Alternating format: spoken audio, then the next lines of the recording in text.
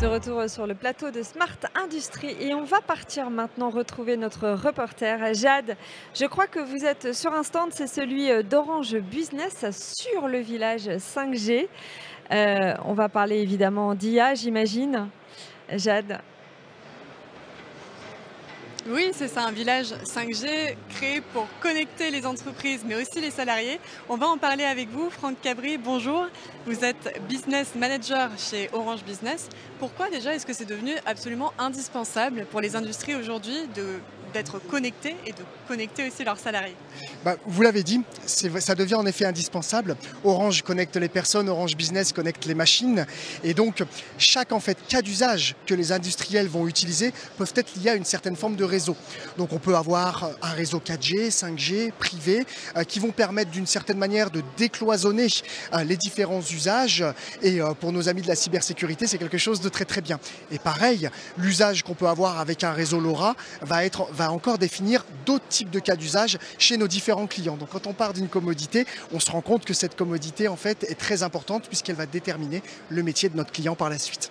Le réseau LoRa, c'est ça? De quoi s'agit-il exactement? Oui, alors le réseau LoRa est un réseau basse tension, pour information, qui est maillé sur tout le territoire français et opéré par Orange. Et c'est un réseau qui permet de remonter une faible quantité de données.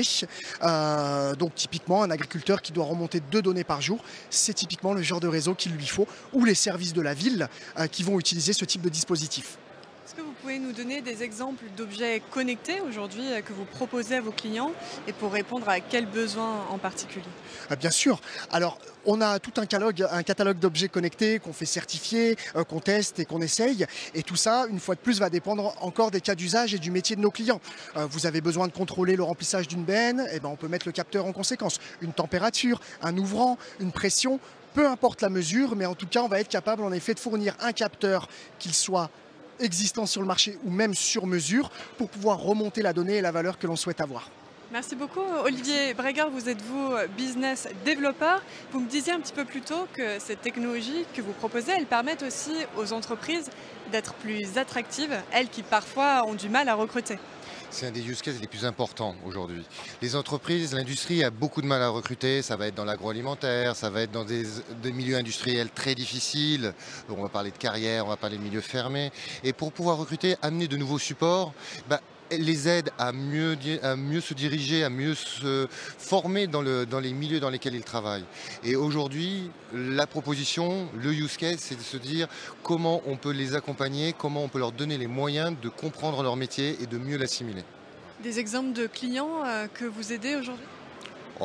Beaucoup dans l'agroalimentaire nous le demandent, surtout dans on va dire dans les milieux industriels peu désirés. On va parler d'équarrissage, on va parler de milieux de ce type, où en fait c'est pas du tout attractif. Et pouvoir leur donner une formation à travers un écran, à travers un casque de VR, change complètement le paradigme de leur métier et de l'appréhension qu'ils peuvent avoir de ce métier.